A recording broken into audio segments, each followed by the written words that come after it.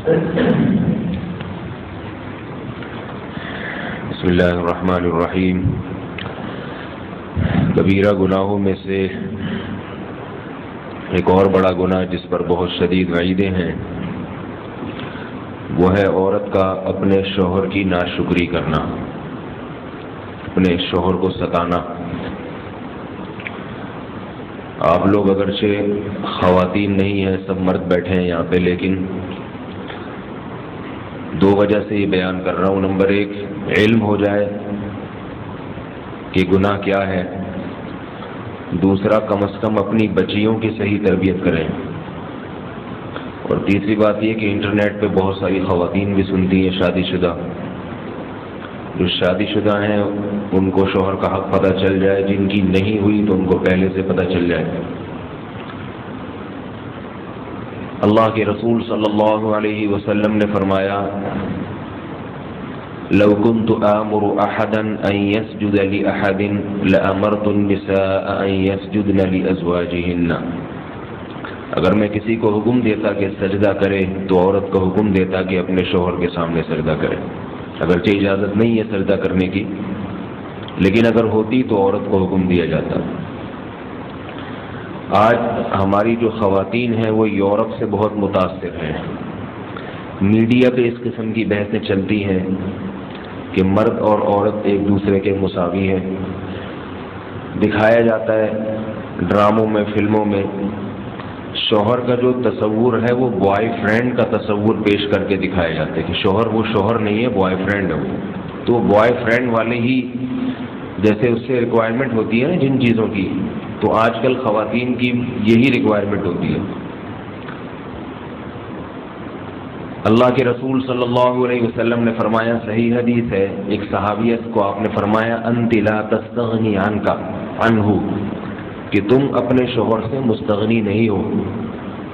وہ اپنے شوہر کی شکایات کر رہی تھی کچھ، تو آپ نے تنبیہ فرمائی، کیا مطلب کہ تمہاری زندگی، تمہاری عزت، تمہارا معاش تمہارے شوہر سے وابستہ ہے۔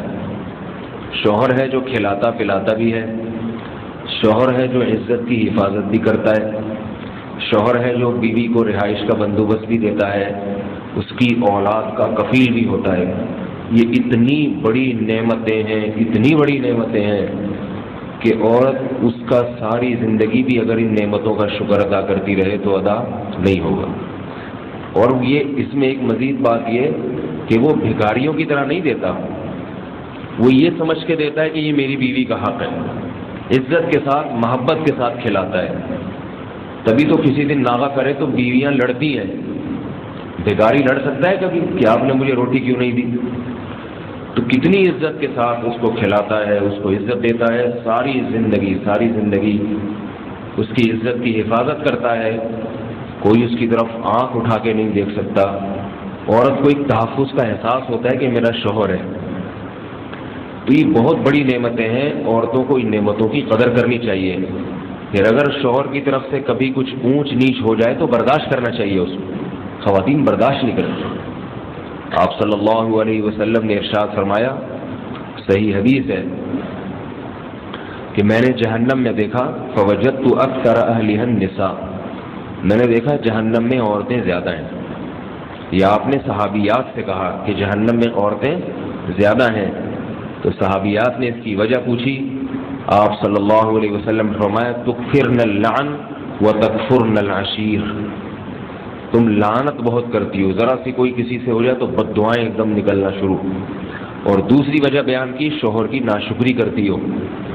پھر اس ناشکری کی تفصیل بیان کی، فرمایا شوہر ساری زندگی کھلاتا ہے، ضرورتیں پوری کرتا ہے، کبھی کسی دن اس سے کوتاہی ہو جائے، اونچ نیچ ہو جائے تو عورتیں کہتی ہیں، ما رأیت منکم خیرا قط، ہم نے آپ کی طرف سے کبھی کوئی بھلائی دیکھی نہیں، آپ کے گھر میں ہمیں کچھ ملا ہی نہیں ہے۔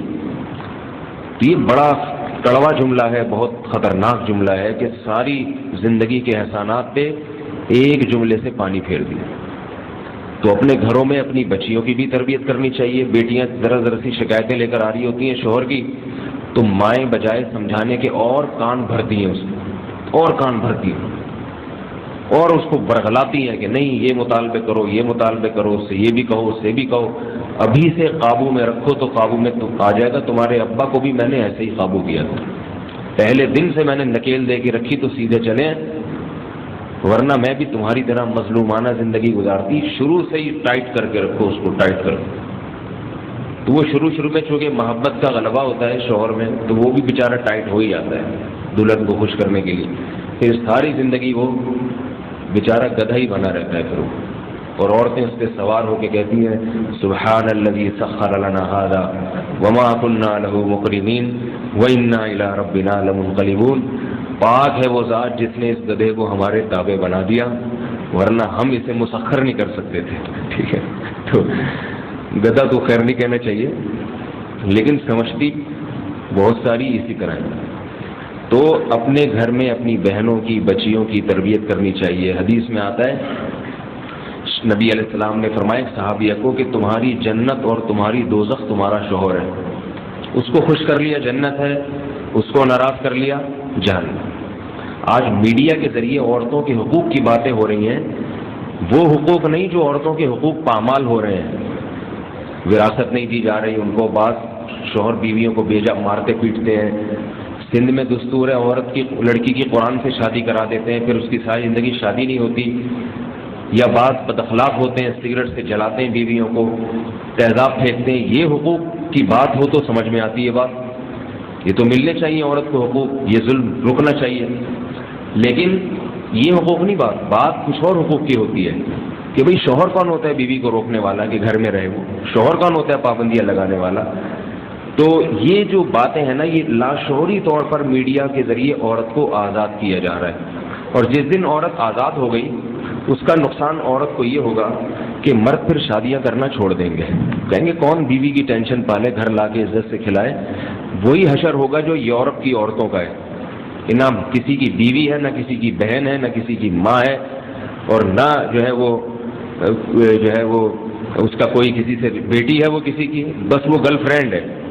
جب تک شہوت پوری کرتی ہے انسان کی مرد کی، تو مرد اس کے نخرے اٹھاتا ہے، عمر ڈھلک گئی ایسے نظر انداز کر دیتا ہے جیسے ٹیشو پیپر جو ہے نا صاف کرنے سے پہلے کتنا اچھا لگتا ہے، اور جب گندگی صاف کر دو کچرے میں پھینک دیتے ہیں۔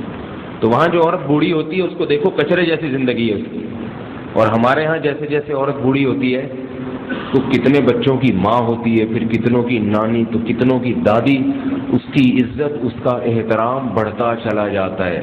پوتے نواسے دعائیں کراتے ہیں، سر پہ ہاتھ رکھواتے ہیں، جنازے اٹھتے ہیں تو کتنا روتے ہیں، گھر جو ہے بے آباد ہو گیا، عزت بڑھتی چلی جاتی ہے۔ تو یہ خواتین جو ہے کان نہ دھریں کہ ڈرامے کیا کہتے ہیں اور میڈیا کیا کہتا ہے۔ اللہ اس کے رسول نے جو باتیں بتائی ہیں اسی میں ان کی خیر ہے۔ شوہر کو راضی رکھ کے چلیں۔ آپ صلی اللہ علیہ وسلم نے شوہر کے کچھ بنیادی حقوق بیان کیے ہیں، آج ان حقوق کو خواتین پامال کر دیتی ہیں۔ قرآن نے بھی بیان کیے ہیں۔ ان حقوق میں شوہر کا سب سے بڑا حق یہ ہے جو قرآن نے بیان کیا ہے، الرجال قوامون علی النساء، فرمایا ہم نے مرد کو عورت پہ حاکم بنایا ہے۔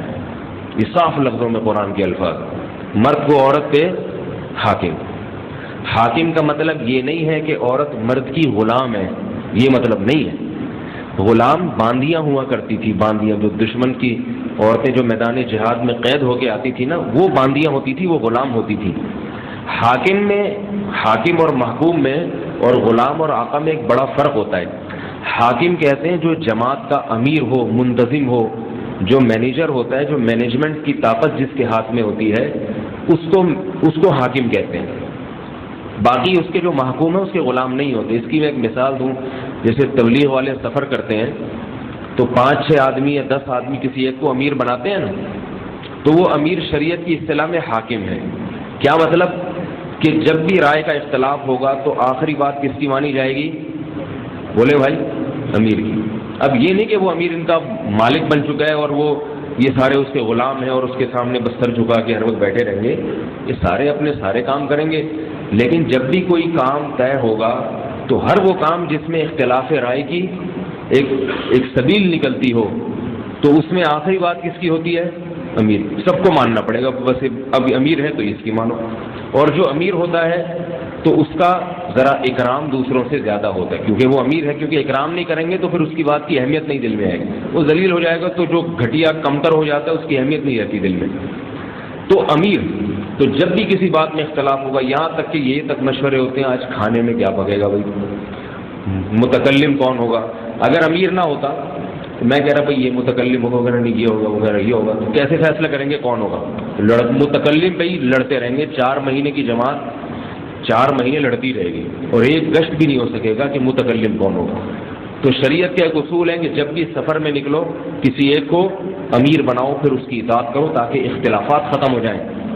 تو میاں بیوی کی جو زندگی ہے اس میں بہت سارے پہلو پہلے دن سے آتے ہیں کہ جس میں دونوں کی رائے میں اختلاف ہوتا ہے. شوہر کی ایک رائے ہوتی ہے، بیوی کی دوسری رائے ہوتی ہے. تو اب اگر کسی ایک کو ذمہ دار نہ بنایا جاتا، امیر نہ بنایا جاتا، تو جھگڑے ہوتے، طلاقیں ہوتی، کھینچاتانی ہوتی. وہ کہتا ہے میری، وہ کہتا ہے میں وہ کہتا ہے میری چلے گی، وہ کہتی ہے میری چلے گی. تو اللہ نے یہ فیصلہ حل کر دیا، فرمایا کس کی چلے گی؟ بتائیں بھائی، آپ تو بیویاں موجود نہیں ہیں کسی کی، سنیے نہیں، سب بول دیں تاکہ کسی کا پتہ نہ چلے کس نے بولا ہے. تو میں بھی دیکھیں کتنا بہادر بن کے بول رہا ہوں ایسی بات، حالانکہ میری تو پوری ریکارڈ ہو رہی ہے. سوچ لیں میں جب جان پہ کھیل کے ایسی باتیں کر سکتا ہوں تو آپ لوگ کیوں نہیں کر سکتے؟ تو آخری رائے کس کی ہوگی؟ شوہر کی ہوگی. قوامون کا یہ مطلب ہے ہم نے حاکم بنایا ہے، امیر بنایا ہے، ذمہ دار بنایا ہے. تو اس کی بات. اب کتنے مواقع آتے ہیں جہاں میاں بیوی کا اختلاف ہوتا ہے، لیکن عورتیں ہمیشہ اپنی ٹانگ اونچی رکھنے کی کوشش کرتی ہیں، میری چلے گی میری. بڑے اہم مواقع آتے ہیں جن میں جو ہے نا وہ بچوں کی تعلیم کا مسئلہ، شوہر نہیں سمجھ رہا مناسب کہ میں اس اسکول میں پڑھاؤں، بلکہ وہ یہی مناسب نہیں سمجھ رہا کہ میں کسی بھی اسکول میں پڑھاؤں. مثال کے طور پر اس کی ایک رائے ہے کہ اسکولوں کا ماحول خراب ہے، میں گھر میں پڑھاؤں گا یا ٹیوشن لگواؤں گا. تو اس میں بیوی رائے تو دے سکتی ہے کہ نہیں جی ایسے نہیں، آج کل کیسے ہو گیا، دماغ خراب ہو گیا، سب کچھ سمجھا دے اس کو، لیکن چلے گی کس کی؟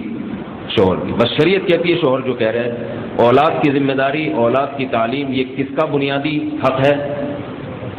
کیونکہ اولاد پر پہلا حق اللہ نے باپ کو دیا ہے، ماں کو حق بعد میں دیا ہے.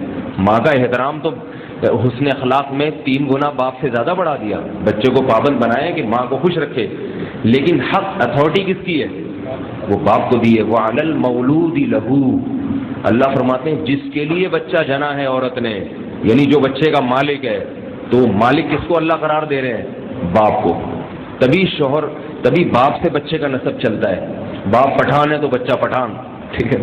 باپ پنجابی ہے تو بچہ پنجابی، باپ سرائکی ہے تو بچہ سرائکی، باپ سید ہے تو بچہ سید سمجھا جائے گا. تو یہ اللہ نے ایک حق دیا ہے اس کو.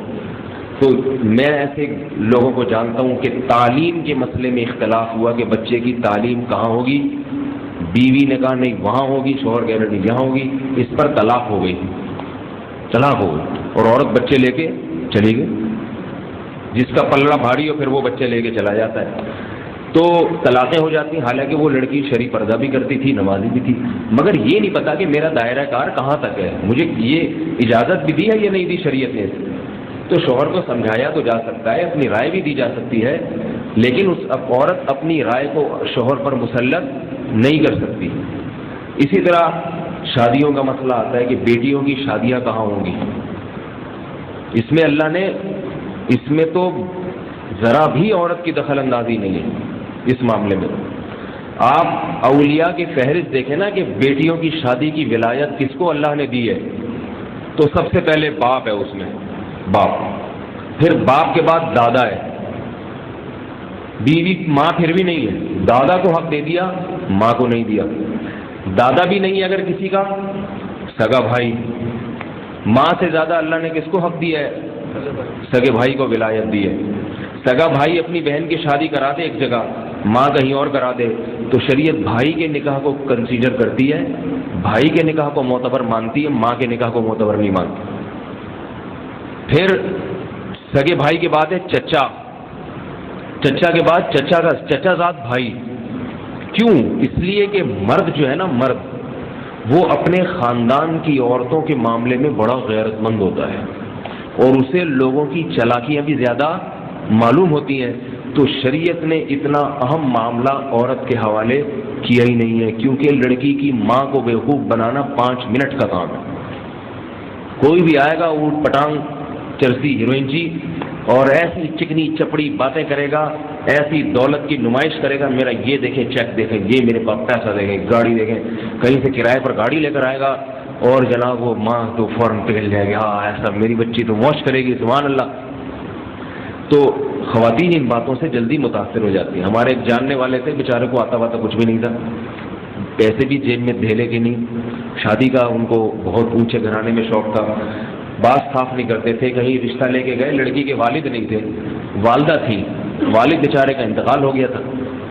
وہ لڑکی چونکہ ہمارے خاندان کی تھی تو ہم بھی پہنچ گئے کہ لڑکے سے انٹرویو لینے کے لیے۔ لڑکے نے لڑکی کی والدہ سے جو باتیں کی اس کو تو شیشے میں اتار لیا، میں یہ کرتا ہوں، میں یوں ہے فلاں۔ ہم سے جب بات کی تو ہم چونکہ لڑکی کے رشتہ دار ہیں اور مرد ہیں، تو ہم جب آئے تو ہمیں پتہ چل گیا بندہ سیٹل ہے۔ ہم نے کہا جی کام کیا کرتے ہیں؟ تو گول مول جواب، بس کام اللہ کا دیا، الحمدللہ، اللہ ہے کھلانے والا، بہت اللہ کا دیا بہت کچھ ہے۔ او بھائی اللہ کا دیا بہت کچھ ہے نہیں، آپ بتاؤ، آپ سے جو پوچھا جا رہا ہے اس کا جواب دیں۔ آپ کے پاس شناختی کارڈ ہے؟ پتہ چلا شناختی کارڈ ہی نہیں بنا ابھی تک، محترم، اتنی عمر ہو گئی شناختی کارڈ ہی نہیں بنا، وہ ہے بس یوں دکھاؤ کدھر ہے۔ تو مرد کو بیوقوف بنانا ذرا، کیونکہ مرد نے خود کئیوں کو بیوقوف بنایا ہوا ہوتا ہے، پہلے اس کو پتہ ہوتا ہے کہ یہ سارے حربے ہوتے ہیں، خود بھی تو کتنوں کو پتہ نہیں بیوقوف بنا چکا ہوتا ہے نا، تو اس کو پتہ ہے یہ بھی وہی حربے استعمال کر رہا ہے جو میں نے کسی زمانے میں، میں نے نہیں کیے تھے، اب مثال دے رہا ہوں، کسی زمانے میں استعمال کیے۔ اور غیرت مرد میں زیادہ ہوتی ہے، یہ اللہ کی طرف سے، کسی میں نہیں ہو تو ایک الگ بات ہے، بعض عورتوں میں غیرت زیادہ ہوتی ہے، دیندار ہوتی ہے، مرد بیچارے ایک نمبر کے بے غیرت ہوتے ہیں، گھروں میں پڑے رہتے ہیں۔ لیکن ایک عمومی بات کر رہا ہوں، کوئی قاعدہ کلیہ نہیں ہے، آج ایسے واقعات آتے ہیں عورت زیادہ غیرت مند ہے، شوہر میں غیرت ہی نہیں ہے بالکل، لیکن ایک عمومی قاعدہ، قانون تو عمومی اس کو دیکھ کے بنتے ہیں۔ تو اللہ نے مرد کو سپیریئر بنایا، شادی بیاہ کے معاملے میں جو ہے وہ باپ کو اللہ نے اتھارٹی دی ہے۔ یہاں بھی عورتیں بہت ٹانگ بڑھاتی ہیں، نہیں بالکل نہیں، یہاں بھی فقہا لکھتے ہیں کہ اگر بیٹا بھی شادی کر رہا ہو، بیٹی بھی شادی کر رہی ہو، باپ کی مرضی ایک طرف ہے، ماں کی مرضی ایک طرف، تو یہاں شریعت باپ کی اتباع کا حکم دیتی ہے، سمجھ رہے ہیں بات کو؟ اور دوسری باپوں سے بھی گزارش ہے کہ ان معاملات میں خود دلچسپی لیا کریں۔ بعض لوگوں نے یہ اہم معاملات اپنی بیویوں کے سپرد کر دی، وہاں آپ جیسا کریں بس، خود بالکل غور ہی نہیں کرتے۔ تو مشورہ لینا اس سے یا اس کے وہ تو ٹھیک ہے، فیصلہ مرد کا ہونا چاہیے، اور عورت پر پھر لازم ہے کہ وہ اپنے شوہر کے فیصلے کو تسلیم کرے۔ یہ ایک بنیادی حق، یہ حق اللہ نے کیوں دیا، اس کی اللہ نے وجہ بھی بیان کی۔ اللہ اگر وجہ نہ بیان کرتے نا تو بھی ہمیں ماننا چاہیے تھا، لیکن خواتین کی تسلی کے لیے، کیونکہ وہ بات اتنے آرام سے سمجھتی نہیں ہیں، ان کی تسلی کے لیے کہ خواتین کہیں گی اللہ تو نے مرد کو حق اونچا کیوں دے دیا، تو اللہ نے ان کی تسلی کے لیے 2 وجہ بیان کی کہ بھائی کچھ وجوہات ہیں، ایسے ہی نہیں کر دیا میں نے۔ فرمایا الرجال قوامون علی النساء، مرد کو ہم نے عورت پہ حاکم بنایا ہے 2 وجہ سے، بما فضل اللہ بعضهم علی بعض، ایک تو یہ کہ اللہ کا نظام ہے کہ اللہ بعض کو بعض پر فضیلت دیتے ہیں، دنیا میں کہیں بھی ایسا نہیں ہے کہ سب ایک ہی جیسے، پیغمبروں کو فضیلت دی نا